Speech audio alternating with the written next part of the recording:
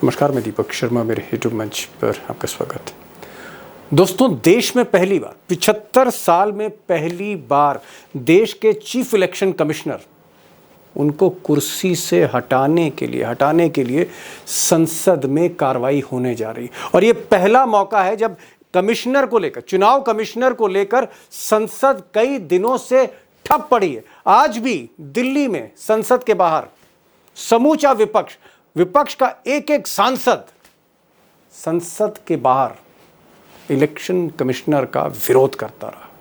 अब सच्चाई यह है कि कल तक जहां मुख्य चुनाव आयुक्त ज्ञानेश कुमार गुप्ता ये राहुल गांधी को चैलेंज दे रहे थे, राहुल गांधी से कह रहे थे, ऐलान कर रहे थे कि माफी मांगे 7 दिन के अंदर, जहां ये नौबत थी, विपक्ष की हर बात पर चूड़ी कस रहे थे, चूड़ी टाइट कर रहे थे गुप्ता जी।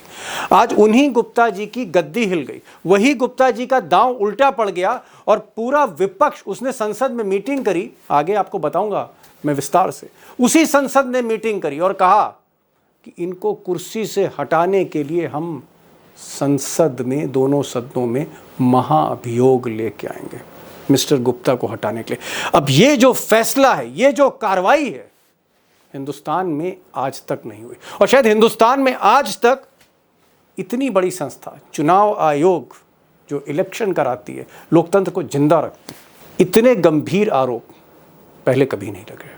अब सच्चाई यह है कि जो चीफ इलेक्शन कमिश्नर हैं ज्ञानेश कुमार गुप्ता, इनके खिलाफ देश भर में प्रदर्शन हो रहे हैं। सिर्फ संसद में ही नहीं हो रहे, देश भर में हो रहे हैं। कहीं कैंडल मार्च हो रहा है, कहीं पर अलग प्रोटेस्ट हो रहे हैं।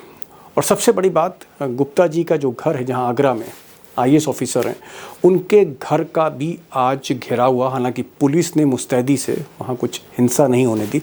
अब यहाँ पर थोड़ा सा मैं ये कहना चाहूँगा, गुजारिश करना चाहूँगा कि गुप्ता जी के फैसलों को लेकर विरोध हो सकता है, उनके परिवार या उनके घर को लेकर, पुश्तैनी मकान को लेकर ये प्रोटेस्ट थोड़ा ठीक नहीं है।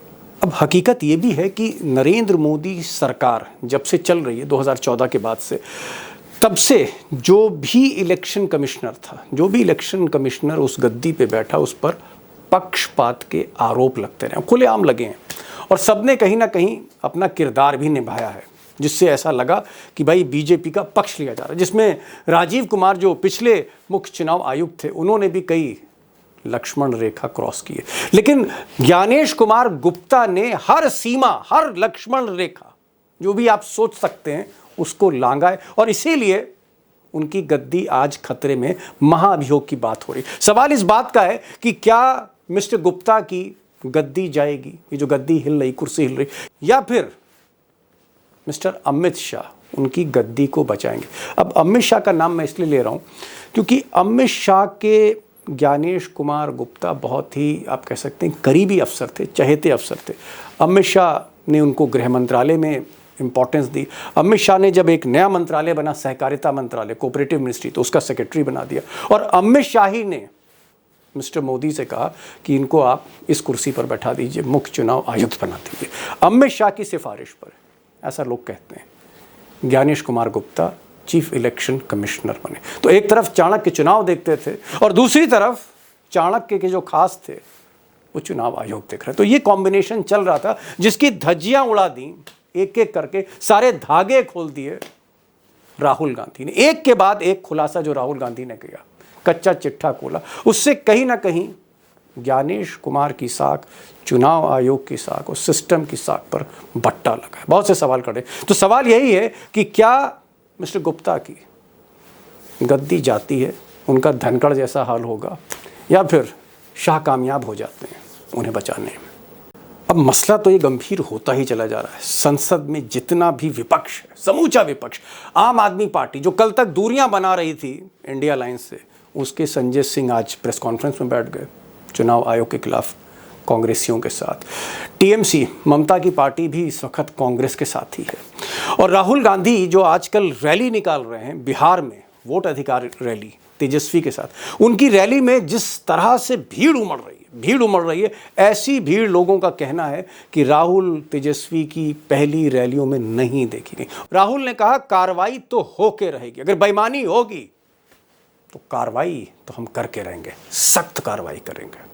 और इलेक्शन कमिश्नर, आप अच्छी तरह समझ लो, अगर आपने अपना काम नहीं किया तो आप पर सख्त कार्रवाई होने जा रही है।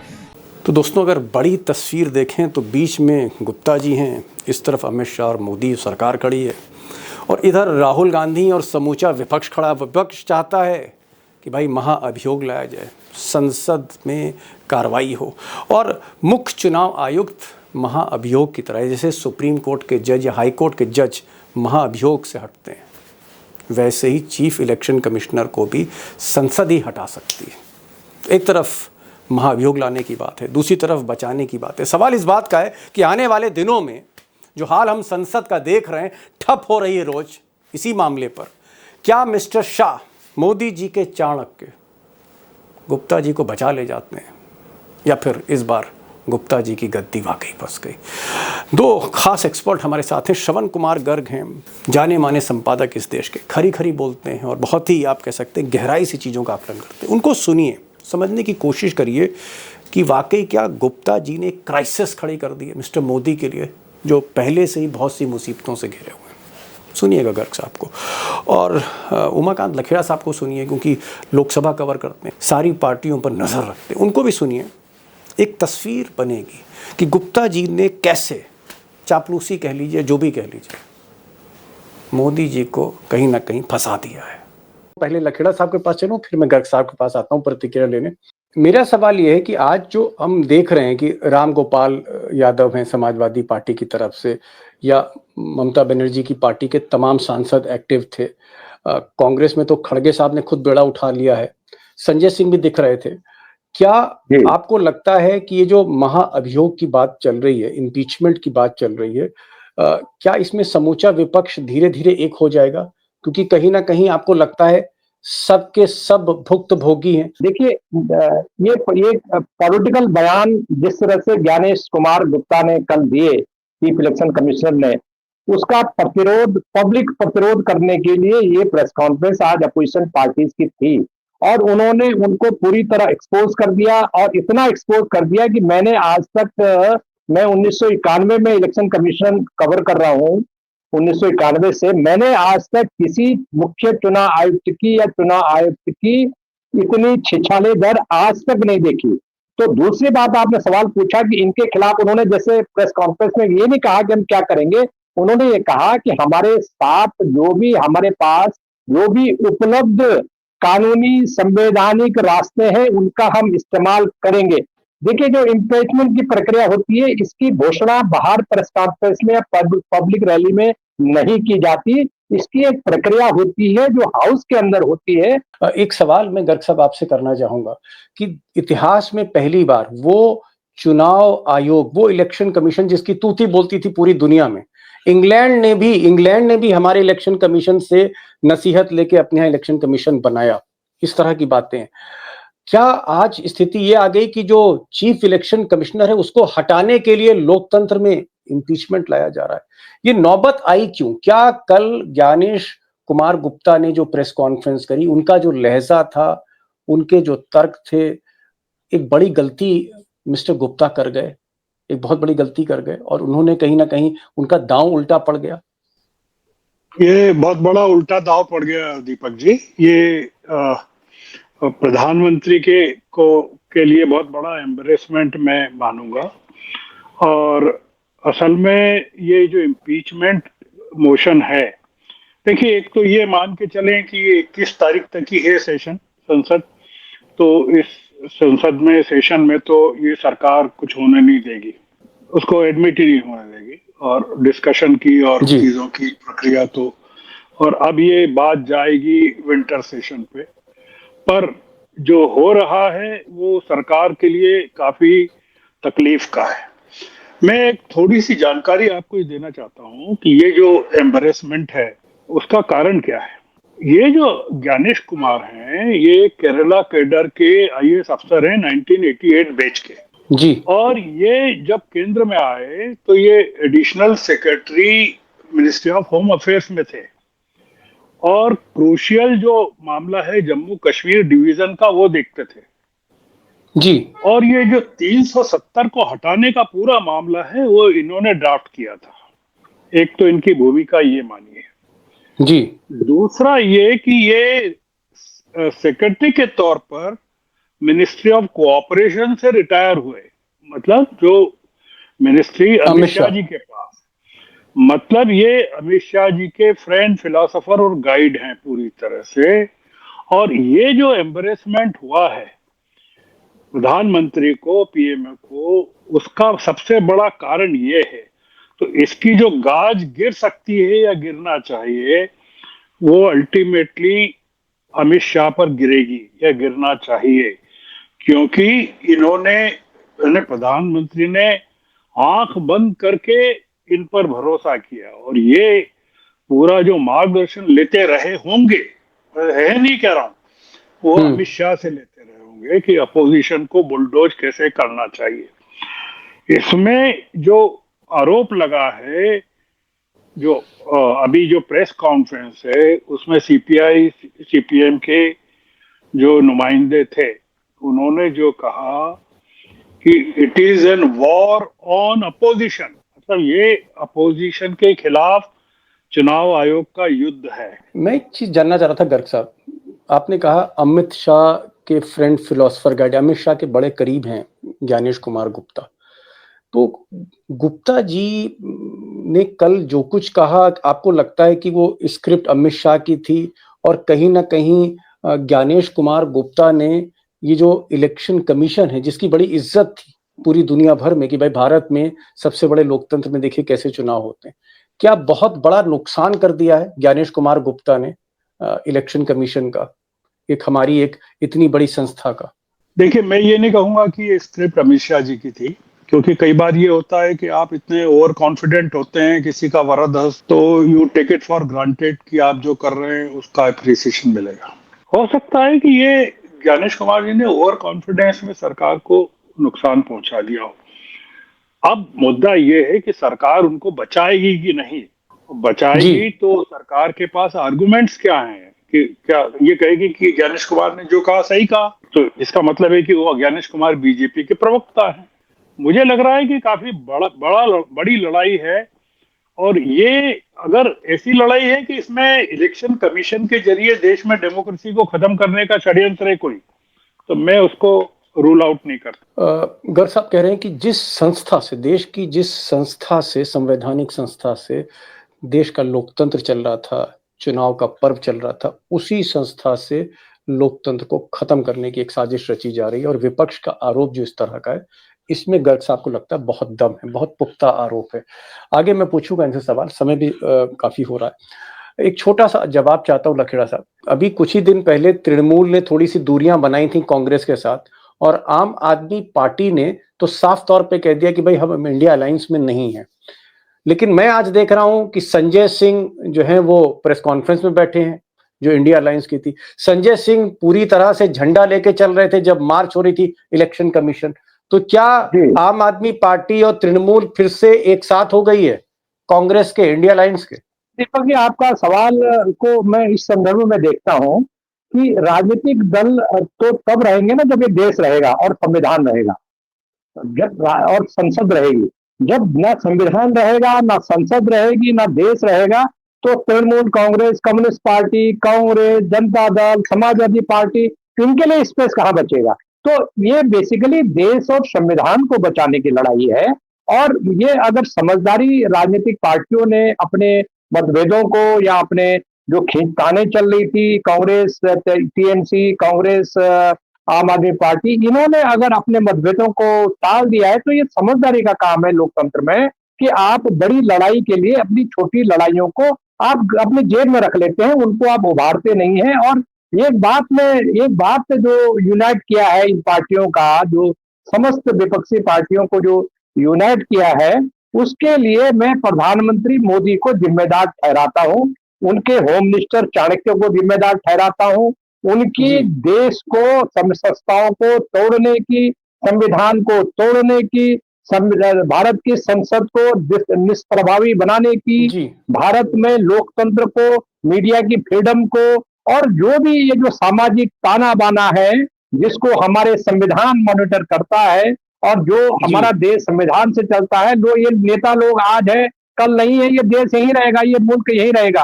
लेकिन ये इस तरह से इस बुलडोजर चला रहे हैं कि ये देश इनके साथ ही खत्म होने जा रहा है। और इनके Okay. साथ ये देश पैदा हुआ है। सबसे बड़ी तिलमिलाहट इनको ये है कि ये अपोजिशन क्यों सड़कों पे है, अपोजिशन क्यों जी। वोट चोरी के खिलाफ बोल रहा है। और ज्ञानेश कुमार गुप्ता तो बहुत तिलमिलाए हुए हैं। भाई आप तो भारतीय जनता जी। पार्टी के एजेंट बन करके अगर जी। आप चुनाव आयोग में बैठे हुए तो आपको तो लोगों को कोई और मुल्क होता तो वहां रेवोल्यूशन हो जाती। ये तो समझदार लोग हैं, हमारी सिविल सोसाइटी समझदार है, इसलिए लोग संयम मत बरते हुए, लेकिन लोगों के सब्र का बांध टूट रहा है, ऐसा टूट रहा है मेरा भरोसा है। नहीं, मैं ऐसा मैं आप मानता सही कह हूँ रहे जी। हैं। सब्र का बांध इसलिए टूट रहा है क्योंकि आगरा में गुप्ता जी की जो कोठी है, उनका जो घर है, आज पब्लिक वहां तक पहुंच गई थी और हालांकि पुलिस ने उस को रोका किसी तरह से। और मेरा ये पर्सनल ओपिनियन है कि चाहे वो ज्ञानेश गुप्ता हो या उनके सहयोगी हों, उनके घर वालों को, परिवार वालों को हमें परेशान नहीं करना चाहिए, क्योंकि जो मसला है वो ज्ञानेश गुप्ता को लेकर है, नॉट हिज फैमिली। तो आज उनके घर का भी घेराव हुआ है आगरा में, पुलिस बुलानी पड़ी, वरना कुछ भी तोड़फोड़ हो सकती थी।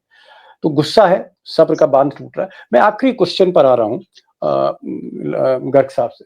गर्ग साहब, जिस आदमी को मोदी और अमित शाह ने जो है चीफ इलेक्शन कमिश्नर बनाया, उसको विपक्ष हटाने की बात कर रहा है और संवैधानिक तौर पर हटाने की बात कर रहा है, उसके खिलाफ मार्च हो रही, तरह तरह के आरोप हैं, लोग सड़कों पर हैं, उनके घर का घेराव हो रहा है। और कहीं ना कहीं मैं देख रहा हूं कि सरकार की जो भी चाल है, चाहे उपराष्ट्रपति का इस्तीफा हो, चाहे ट्रंप का गुस्सा हो, चाहे हमारी अर्थव्यवस्था हो, हर तरफ से ऐसा लग रहा है कि जैसे मोदी जी पे शनिचर भारी है। ऐसा लगता है कि शनिचर भारी है, ग्रह खराब चल रहे हैं, गृह मंत्री के भी।